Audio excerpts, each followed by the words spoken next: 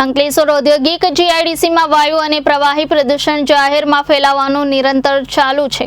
સતત 3 દિવસ વાયુ પ્રદૂષણ ફેલાવ્યા બાદ હવે વરસાદી પાણીની ઓઠમાં પ્રદૂષિત પાણી જાહેરમાં છોડાઈ રહી છે।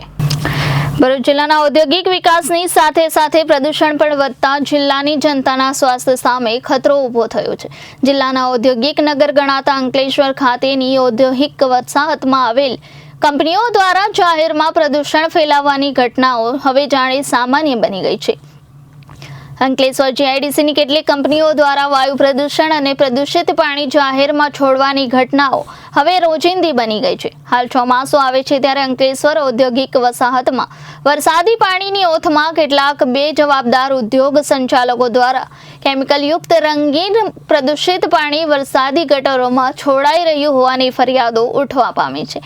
મળતી વિગતો મુજબ ગઈકાલે પ્રકૃતિ સુરક્ષા મંડળ દ્વારા જીઆઈડીસીમાં વહેતા પ્રદૂષિત પાણી બાબતે જીપીસીબીને ફરિયાદ કરાતા જીપીસીબી દ્વારા સ્થળ પર તપાસ શરૂ થઈ હતી। જોકે ત્યારબાદ હજુ પણ એ જ સ્થળેથી વહી રહેલું પ્રદૂષિત પાણી બંધ થયું નથી, ત્યારે જીપીસીબીને કરાયેલી ફરિયાદનો કોઈ અર્થ ખરો? એવા સવાલો પણ ઊભા થયા છે। ઉપરાંત 2-3 દિવસ પહેલા જીઆઈડીસીમાં વાયુ હવાના પ્રદૂષણની ફરિયાદ પણ જોવા મળી હતી અને ત્યારબાદ પણ સતત 3 રાત સુધી પ્રદૂષિત હવા અંકલેશ્વર નગર સહિતના તાલુકાના અનેક ગામો સુધી પ્રસરી હતી। સરકારી તંત્રના સ્વચ્છતા અભિયાનના આને લઈને ધજાગરા ઉડતા જોવા મળે છે। તંત્ર દ્વારા પર્યાવરણ બચાવવાના અભિયાન હેઠળ થતી કામગીરી બાબતે પણ સવાલો ઊભા થઈ રહ્યા છે અને સરકારની સ્વચ્છતા અભિયાન હેઠળના સ્વચ્છ ભારત, નિર્મળ ભારત હવે ફક્ત કાગળ પર હોવાની લાગણી લોકોમાં સ્પષ્ટપણે દેખાઈ રહી છે।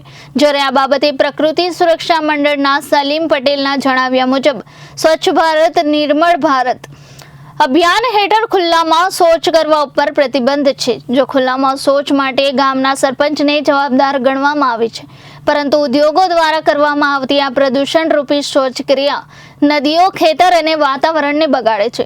ઉપરાંત ભૂગર્ભ જળ પર પણ ખરાબ અસરો ઊભી થાય છે, તો તેના ઉપર રોક કેમ નહીં? આમાં ફક્ત સરકારી કાયદાઓનું જ ઉલ્લંઘન નથી, પરંતુ સાથે સાથે સુપ્રીમ કોર્ટ દ્વારા અપાયેલ હુકમોનું પણ ઉલ્લંઘન થાય છે અને આમ જોવા જઈએ તો આ વિકાસની રાજનીતિ ખરેખર વિનાશ તરફ જઈ રહી હોય તેમ લાગી રહ્યું છે।